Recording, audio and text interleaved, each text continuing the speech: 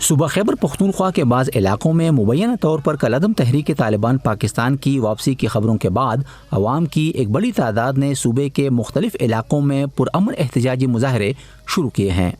اتوار کے روز سوات کے شہر منگورا میں ایک ایسی ہی امن مظاہرے میں ہزاروں افراد نے شرکت کی اور دہشت گردی کے خلاف نعرے بازی کی۔ یہ جو ہمارے جلسے ہو رہے ہیں، ہمارے یہ جو اجتماعات ہو رہے ہیں، ہمارے احتجاج ہو رہے ہیں، یہ ہم سوات کے گاؤں تک پھیلا رہے ہیں، اور انشاءاللہ اگر ہمارے حکمرانوں نے ہوش کے ناخن نہیں لیے تو تمام سوات جو ہے یہ ایک احتجاجی دھرنے میں تبدیل ہوگا۔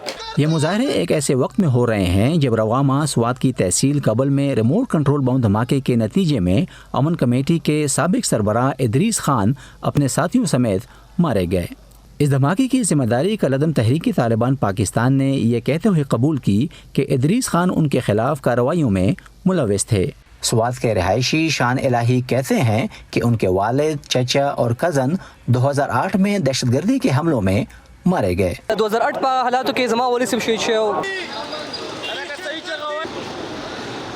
ہم تو چھوٹے تھے، جب ہم اسکول جاتے تھے تو لاشیں پڑی ہوتی تھی، کبھی جو ہے نا چوکوں میں لوگوں کی جو ہے نا لوگوں کو ذبح کیا جاتا تھا، تو ہم نے وہ چھوٹے عمر میں وہ ساری چیزیں دیکھی تھی۔ اللہ کی قسم اب اتنی مینٹل اسٹریس ہوئے تھے کہ ہم کو بتا نہیں سکتے، اب تک وہی فلیشز ہمارے دماغوں میں چل رہا ہے۔ 2007 سے 2009 تک ٹی ٹی پی کے جنگجوؤں نے سوات کا مکمل کنٹرول سنبھال رکھا تھا۔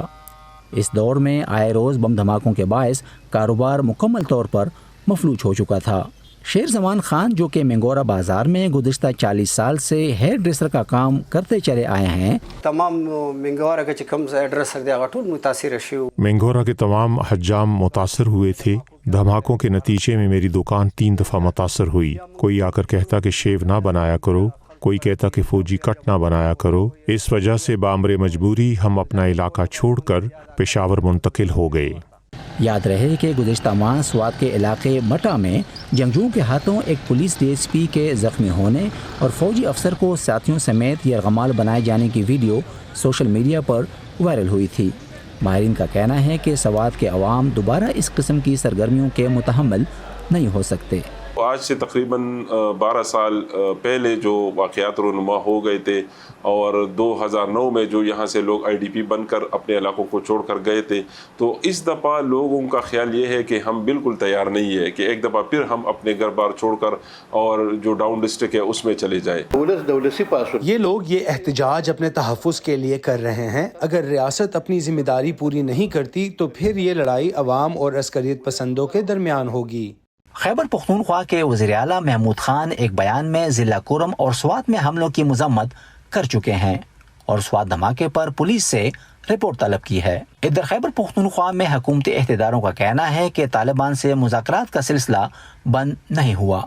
مذاکرات گور طالبان سے آخری مذاکرات اگست کے اوائل میں کابل میں ہوئے تھے۔ اس کے بعد ماحول میں کچھ تلخی پیدا ہوئی۔ طالبان کے ساتھ صلح کے لیے بات چیت کا عمل جاری ہے۔ ہماری دلی خواہش ہے کہ جنگ بندی قائم رہے، لوگ نہ مارے جائیں اور امن و امان پیدا ہو۔ ہماری طالبان کے ساتھ کوئی ڈیل نہیں ہوئی، نہ کوئی چھپا معاہدہ ہوا ہے۔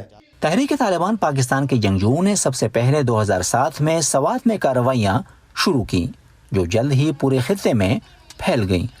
پھر اسی سال پاکستان کی فوج نے راہ حق اور دوسری مرتبہ 2009 میں راہ نجات کے نام سے طالبان کے خلاف فوجی آپریشنز کیے۔ Nazar ul Islam, voice of America, Mingora, Swat.